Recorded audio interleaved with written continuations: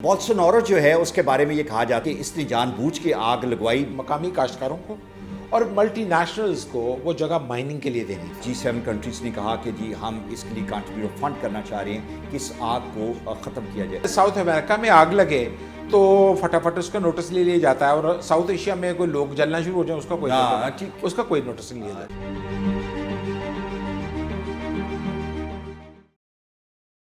Amazon के जंगलों में आग लगी हुई है और ये वर्ल्ड वाइड बहुत वाइडली डिस्कस किया जा रहा है। अगर G7 समिट में आप देखें तो एक तरफ अमेज़न के जंगल में आग थी और दूसरी तरफ कश्मीर के अंदर आग थी। बेहिसी का ये आलम था कि कश्मीर की आग वहाँ पे डिस्कस नहीं की गई, लेकिन अमेज़न की आग को भरपूर तरीके से डिस्कस किया गया और कहा गया कि ये वक्त की ज़रूरत है कि इस आग को बुझाया जाए। दरख्त जल रहे हैं वो इम्पॉर्टेंट है, इंसान जल रहे हैं वो शायद कम इम्पॉर्टेंट है, लेकिन अमेज़न की आग जो है उसमें इकोलॉजी पे क्या असर है, जो वहाँ पे स्पीशीज़ हैं, जो जंगल है वो ख़त्म होता जा रहा है, इसका नेचर पे बहुत बुरा असर है। और yes, this is very important issue, इसको डिटेल में जानने की ज़रूरत है और इसको कंट्रोल करने की भी ज़रूरत है। मुनीबुल हक साहब हैं, इज़ अ ग्रीन जर्नलिस्ट, हमारे साथ हैं, नेचर से बड़ी मोहब्बत करते हैं। मुनीब साहब, थैंक यू वेरी मच, बहुत शुक्रिया प्रोग्राम में बुलवाने का। अमेज़न जो है वो पाकिस्तान से अगर रकबा देखा जाए तो कुछ 6 गुना ज़्यादा बड़ा साइज़ है उसका। ये जो आग लगी है इसकी तरह बैकग्राउंड हमें बताएं। देखिए, ये पहला तो मैं थोड़ा सा आपको बैकग्राउंड बताऊंगा ब्राज़ील की। ब्राज़ील जो है साउथ अमेरिका का सबसे बड़ा मुल्क है और ब्राज़ील का जो टोटल रकबा है वो तकरीबन को 85 लाख मुरबा स्क्वायर किलोमीटर है और आउट ऑफ दैट 85 लाख तकरीबन 55 लाख जो है वो अमेज़न का थिक फॉरेस्ट जंगल जो है वो कवर करता है। राइट। और इस जंगल को दुनिया के फेफड़े कहा जाता है और ये इतना पुरसुकून इलाका है ये कि जिसकी हद नहीं। और लेकिन जुलाई के मिड में यहाँ पर आग भड़की और वो आग, अब जंगल में जब आग भड़कती है तो वो फिर भड़कती चली जाती है। बड़ा मुश्किल है चूंकि दरख्त साथ साथ हैं, आग लग जाए तो एक लंबा बड़ा मुश्किल हो जाता है। ठीक है, कैलिफोर्निया के जंगलात में भी जब आग लगती है तो अमेरिका जैसी गवर्नमेंट को वक्त पड़ जाता है कि ठीक है, आग कहीं भी लगे जंगल में, हुकूमत किसी की भी हो, तरक्की याफ्ता हो, बैकवर्ड हो, बहुत मुश्किल हो जाता है। अब यहाँ भी जो मामला है वो मुश्किल हो गया। अच्छा, नहीं, मैं ये भी बताया ना, कहा जाता है कि आग लगती भी है और आग लगाई भी जाती है। ठीक, देखिए, जिस वक्त ये आग लगी तो ब्राज़ील की गवर्नमेंट ने अपने तौर पर कोशिशें की, ठीक है, लेकिन अनफॉर्चुनेटली वो कोशिशें जो हैं वो ज़्यादा बराबर साबित नहीं हुई। और अब इसमें एक और जो बात, मैं जब इसकी मैं डिटेल देख रहा था तो एक और जो मज़े की बात है कि अगर साउथ अमेरिका में आग लगे तो फटाफट उसका नोटिस ले लिया जाता है और साउथ एशिया में कोई लोग जलना शुरू हो जाए उसका कोई नोटिस नहीं लिया। It's very unfortunate. वापस आते हैं हम इस इशू पर। देखिए, ये जिस वक्त आग लगी है, इस आग पर लगने से पहले जो ब्राज़ीलियन प्रेसिडेंट हैं उन पर 2 चार्जेस थे। उन पर एक चार्ज तो ये था कि वो काश्तकारों को ज़मीन देना चाहते हैं, चूँकि ये बहुत बड़ा एरिया है, उस एरिया की वजह से ब्राज़ील में और कोई स्पेयर ज़मीन नहीं है। दूसरा चार्ज उन पर यह था कि वो मल्टी नेशनल्स को माइनिंग के लिए ये जगह देना चाहते हैं। अच्छा, उन्होंने इस इल्ज़ाम की तरदीद भी की है कि नहीं, उनका ऐसी कोई बात नहीं थी, लेकिन दुनिया ने उनकी इस तरदीद को कबूल नहीं किया। अब उन्होंने फ़ौज बुलवाई है, आर्मी को बुलवाई है और उनको कहा कि अगर कोई शरपसंद अनासर ने इसको आग लगाई है तो आप बिल्कुल उसमें देखिए। आग तो लग चुकी है ना जी, अब आप तो आग बुझाने के लिए आर्मी को, लेकिन आग इतने बड़े पैमाने पे लग चुकी है कि उसको बुझाना जो है शायद वो आर्मी के बस में भी नहीं, बड़ा मुश्किल सा काम है। लेकिन उनके पास इतने वसाइल हैं कि उस पर ओवरकम कर सकते हैं, लेकिन उस पर वो ओवरकम कर सकते हैं।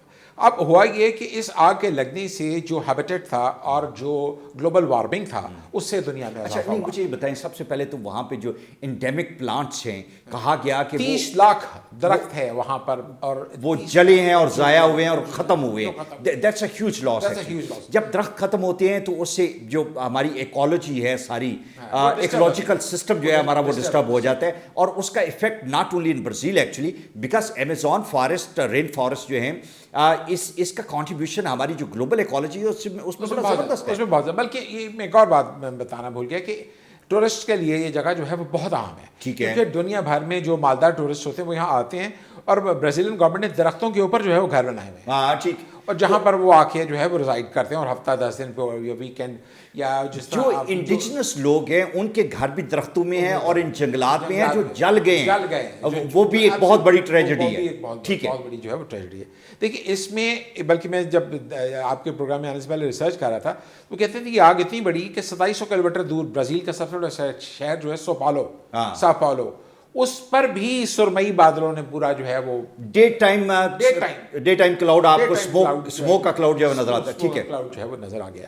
اچھا ساتھ میں یوراگوائے ہے اور ساتھ میں بولیویا ہے، پیرو ہے، اس وہاں تک جو ہے وہ ایئر سپیس کو جو ہے وہ اس نے متاثر کیا ہے. حتیٰ کہ ان کو بھی شکایت کرنی پڑی کہ جناب یہ آپ کے یہاں آپ سے کنٹرول نہیں ہوئی، اس نے ہمارے یہاں آ کے مصیبت ڈال دی. تو یہ پرابلم اب کوئی اکیلی برازیل کی نہیں، پوری ساؤتھ امریکہ کی بن گئی ہے. جو ریئر اینیمل سپیشیز اس جنگل میں ہیں ان کی زندگی جو ہے، ہیبیٹیٹ جو ہے وہ بھی خطرے میں ہے. اور میں نے یہ دیکھا کہ بے شمار لوگ جو ایکٹیوسٹ ہیں اس ایریا میں کام کر رہے ہیں، ان کی بھی بہت بڑی کنسرن ہے کہ آگ سے جہاں پہ درخت جلے ہیں، لوگوں کے گھر چلے ہیں، یہ جو ریئر سپیشیز ہیں یہ بھی ایلیمینیٹ ہوئی ہیں، ختم ہوئی ہیں. How dangerous is that actually? دیکھیں بہت ڈینجرس، بالکل آپ نے بالکل ٹھیک طرف اشارہ کیا. دیکھیے بات یہ ہے کہ جو نیچرلٹی ہے، جو قدرتی پن ہے دنیا میں وہ ختم ہوتا جا رہا ہے. اب جب یہ قدرتی پن ختم ہوگا تو پھر دنیا کا گلوبل وارمنگ تو ہونی ہے، عالمی درجہ حرارت میں اضافہ جو ہے وہ تو ہونا ہی ہے. میں سمجھتا ہوں کہ اب تو یہ معاملہ ایسا ہے کہ اب برازیلین پریزیڈنٹ نے ایک انویسٹیگیشن تو انہوں نے رکھی ہے، پوائنٹ تو کی ہے، اب دیکھنا ہے کہ وہ کیا رپورٹ دیتی ہے.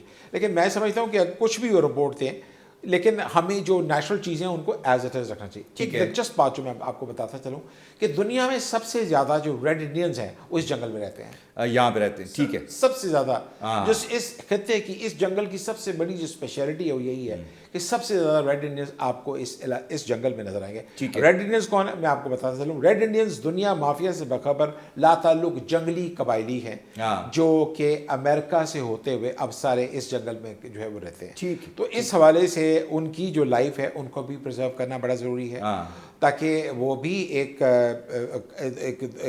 بڑے کلچر کا حصہ رہیں. ٹھیک ہے، تو یہ سب کچھ جو ہے وہ اس کے ساتھ جو ہے. اچھا پوری دنیا میں جو انوائرمنٹلسٹ ہیں اور جو نیچر فرینڈلی لوگ ہیں ان کی بڑی کنسرن ہے. عام آدمی کو سمجھانے کے لیے ایمیزون کے جنگل جو ہیں وہ ساؤتھ امریکہ میں ہیں، بہت دور ہیں. کیسے فرق پڑتا ہے جو گلوبل وارمنگ ہے، جو پوری دنیا کی انوائرمنٹ ہے، اس میں اس جو آگ ہے اس کا کیا اثر ہے؟ اس کو ذرا سمجھائیں. دیکھیے بالکل اس کا اثر پڑے گا. اثر اس طرح پڑے گا کہ اگر آج گلوبل وارمنگ ساؤتھ امریکہ میں ہوتی ہے، عالمی درجہ حرارت میں اضافہ ساؤتھ امریکہ میں ہوتا ہے، تو پھر اس کے خطے میں بہت سارے لوگ متاثر ہوں گے، خطے میں بہت سارے ممالک متاثر ہوں گے. تو کوشش یہ ہوگی کہ یہ جو پریکٹس ہے، یہ جو پریسیڈنٹ ہے، یہ آگے ٹریول نہ کرے. ٹھیک ہے، اور اس پر جو وار فوٹنگ کر کے ہنگامی بنیادوں پر جس طرح بھی ہو سکے اس کو ایٹ دا ویری ارلیسٹ اس کو اوور کم کیا جائے تاکہ یہ جو مسائل یہاں پیدا ہوئے ہیں کہ نیشنل ہیبیٹائٹ ڈسٹرب ہوئی ہے، ٹورزم ڈسٹرب ہوا ہے، پانی ڈسٹرب ہوا ہے، فارسٹ ڈسٹرب ہوا ہے، اور جو نیچرل ایٹماسفیئر تھا، جو نیچرل کلائمیٹ تھا وہ ڈسٹرب ہوا ہے.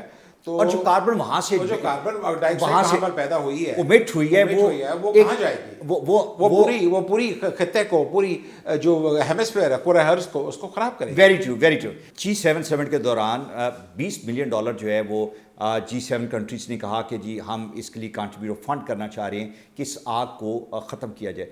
بولسنارو جو ہے، جو برازیلین پریزیڈنٹ ہے، اس کے کچھ ایشوز میکرون کے ساتھ بن گئے. وہ کسی جرنلسٹ نے لکھا کہ اس کی بیوی جو ہے وہ بڑی خوبصورت ہے اور اس کی بیوی نہیں ہے، تو اس پہ میکرون نے کہا کہ شرم آنی چاہیے کہ برازیل نے ایسا پریزیڈنٹ الیکٹ کیا. اور اس نے کہا کہ شرم آنی چاہیے فرینچ عوام کو کہ اس نے ایسا پریزیڈنٹ رکھا ہوا ہے جس کی بیوی اس طرح کی. یہ بڑی ایک شیم فل سی گفتگو، پرسنل ڈبیٹ جو ہے ایمیزون سے نکل کے بعد جو ہے وہ بیگمات پہ آ گئی، اور دونوں پریزیڈنٹ جو ہیں وہ سوشل میڈیا پہ ڈیگڈران. تو ڈو یو تھنک کہ اسے آگ تو مزید بڑھ گئی؟ آگ کم کیا؟ یہ آگ لگی جنگل میں تھی لیکن ہوتی ہوتی G7 تک آ گئی. ٹھیک ہے.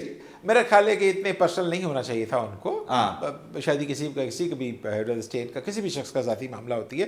اگر وہ اس وہاں تک ہی رہتے $20 ملین تک تو بات ٹھیک تھی. انہوں نے جو پرسنل کمنٹ کیے وہ اس پر ریئیکٹ کیا. بولسونارو جو ہے اس کے بارے میں یہ کہا جاتا ہے کہ اس نے شاید یہ وہاں پہ بڑے کرمنل مائنڈز ہیں. جس طرح کرپشن کی ہم بات کرتے ہیں نا، برازیل میں بھی کرپشن جو ہے وہ انتہا کی ہے. مجھے یہ بتائیں کہ کہا یہ جاتا ہے کہ اس نے جان بوجھ کے آگ لگوائی بیکاز جب جنگلات ختم ہوں گے تو وہاں پہ گنا بہت ہوتا ہے, کلٹیویشن ہے, گرینڈ فارمنگ کے لیے وہ جگہ جو ہے وہ اپنے لوگوں کو, پسندیدہ لوگوں کو دینا چاہتا ہے. اور دوسرا یہ بھی ہے کہ جو جنگلات ہیں وہاں سے دھڑا دھڑ جو لکڑ ہے اس کو کاٹ کے ایکسپورٹ کیا جا رہا ہے.